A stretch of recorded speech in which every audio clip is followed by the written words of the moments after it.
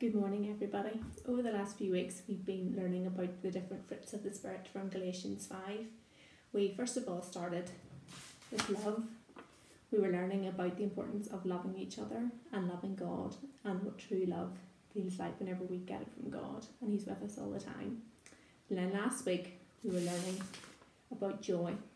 We were learning about true joy and what it feels like to have true joy in our lives and where we can get it from and how we can show it to others. But today, we're going to learn about the next one. And the next one is peace. Now, when I say the word peace to you, lots of different things might come to your mind. For example, somebody might say, oh, I'd like a really lovely piece of that chocolate cake. But it's not that type of peace. And sometimes your grown-ups might say to you, oh, give my head peace. I just need some peace and quiet and to get away from things when things get too noisy. Or sometimes people like to have ease. They like to put headphones on to get away from the noise of everything, to try and find some peace and quiet for themselves, to listen to their own music and just to take themselves away to somewhere where there's less noise and less things going on. Also, sometimes people like going into their back gardens. They like getting a book to read. They like just having to stare at the birds, listen to the birds, all the things that are happening in the back garden. Also, sometimes people like going to the beach just to sit and look at the waves and the sea and the birds and everything around them. They just want to find some peace and quiet. But the fruit of the Spirit, peace, is very, very different that I want to talk to you about this morning. True peace can only be found when we really, really trust in God. God is there for all of us, from the very smallest up to the very oldest people. He's always going to be there for us, and we can always turn to Him whenever we have troubles. Especially in this time where we've been locked down and some of us can't get out, or we're worried about our friends. We get very anxious and very worried, and this can get us down a little bit, and we just don't know how to deal with some of these feelings that we're having. But God is the only one who can bring true peace into our hearts. He's the only one who can control all of these things, and all we have to do is turn to Him. These three jars represent three very different things. The first one is us. That represents you, it represents me, it represents all of the people in all of our congregations and everybody in the world, from the youngest to the oldest. That's all of us. This middle one, which is a slightly different colour, represents all our worries. For example, it might be that we, boys and girls, you can't get out to see your friends at the minute, that you're locked inside and you have to do lots of work, that you can't get to see the people that you love and you can't get to give them big hugs. And some of the older folk, it might be that you find that you can't get out and you have been stuck outside and you can't get out to church. All these things really, really worry us, and we don't quite know what to do with them or how to deal with them. But this is all our worries, and we all have worries. This last one represents God. It represents the peace that God wants to give to every single one of us, and He has it in abundance. He wants to give it to every single one of us. But all we have to do is ask.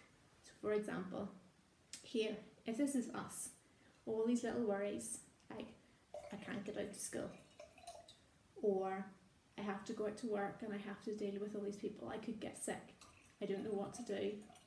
Slowly, it changes us and it builds us up until it gets to a point where we really don't know what to do. And it gets us really sad, it gets us upset, and sometimes we just want to curl up and we have to shout out to God and go, God, what can I do? What can you do to help me? The thing is, all we have to do is to turn to God. He's just there, waiting with His arms open. It says in the Bible that He wants to give us His great peace. He wants to give it to us in abundance, and it is there for us. But all we do have to do is ask. So when we do turn to Him and we say, God, please show me your peace. Please help me in these situations. What He will do is He will come into it and He will give us His peace. He will give it to in abundance. And all of those fears that we had, they might not disappear, but He will help us to know how to deal with them. He will help us and we'll not have to do it by ourselves. It says in the Bible, peace I leave with you, my peace I give to you. He wants to give us His peace. He wants to help us to deal with all these situations, especially in this time where it is very difficult for us. We need to turn to Him. We can't deal with everything by ourselves, boys and girls. especially whenever we're at home. But one thing we can do is to turn to God and say, God, can you help me, please? It might not take away the situations, it might not take away our sadness, but it will help us to be able to deal with it. And just like in this one here, where it turned a different colour, and it turned very red whenever we were trying to deal with everything ourselves, whenever we turn to God, and whenever we ask Him to help us, He will come in and He will change us, and He will take the situation and try and make us in our hearts not to feel so sad about things. We can be a light to people, and people might wonder, how can you deal with these things if we're all stuck inside? And we can say, because we trust in God, we trust in what He says in the Bible. It says in Philippians 4, verse 6 to 7, do not be anxious about anything. We need to turn to God. God's peace is there for every single one of us.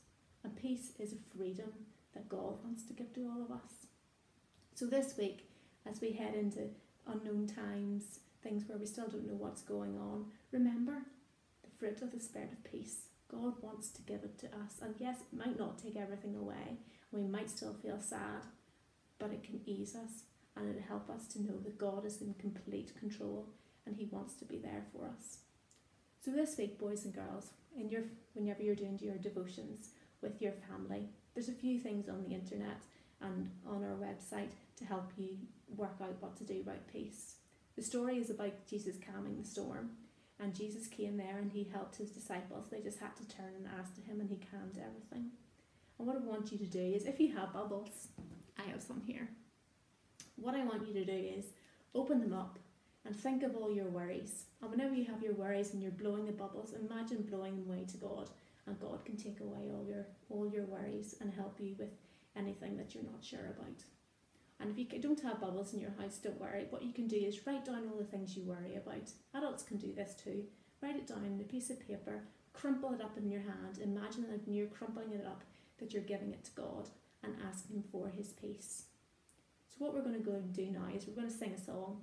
It's a great song with lots of great actions. You might get a little bit muddled up, but it's really good fun. The song is Peace Like a River, because we've been learning about peace. And I really hope as you go into this week that you will know God's peace. He will bring you His peace and His love and His joy in everything that you do.